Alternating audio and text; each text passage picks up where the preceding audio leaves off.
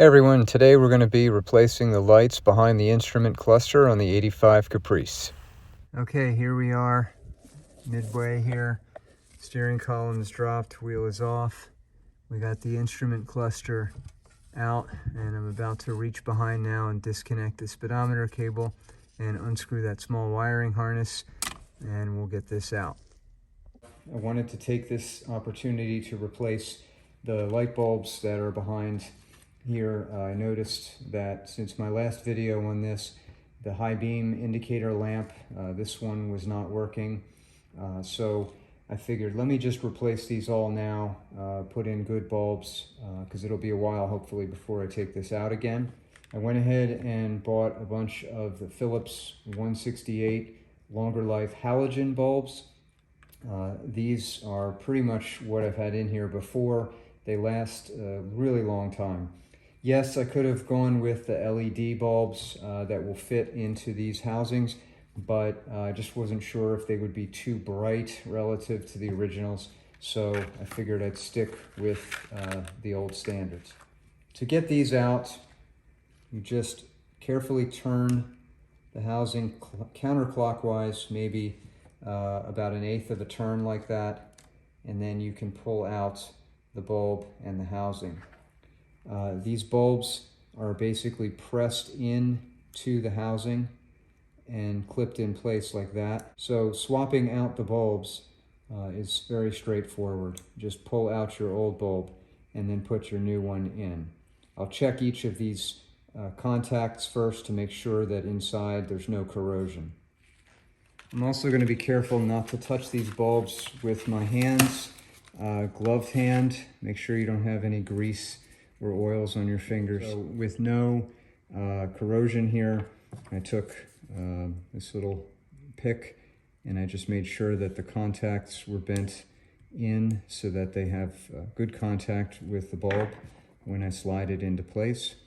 And so I just push the bulb in like that and then mount it back in behind the same way. Line up the tabs and then turn it clockwise to clip it in place.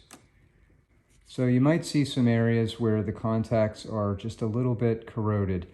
To address that, I'll just take a Dremel wire brush on a low setting and just polish off those contacts.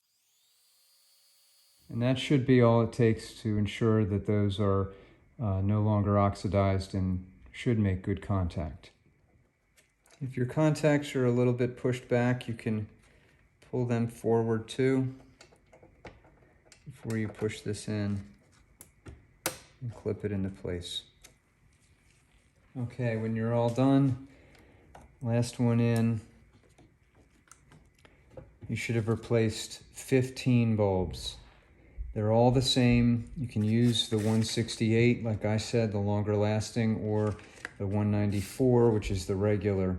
And of course they have LED now.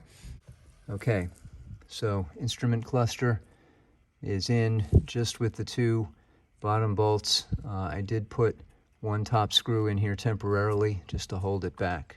Okay, even though everything is still out, put the key in, turn it to generator, make sure my lights come on.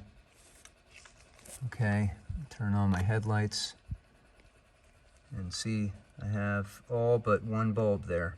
So that's good that I checked this. So I'm gonna check that connection again. All right, so I swapped out that harness connector. Looks like it had been crumbling.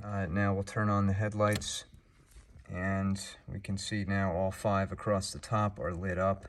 And we'll check the high beams again. Okay, so the high beam indicator works, which is good. Check the turn signals. Good. Check the hazards. Good.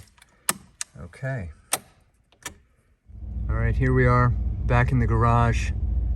After the test drive, we can see all the instrument cluster lights are on.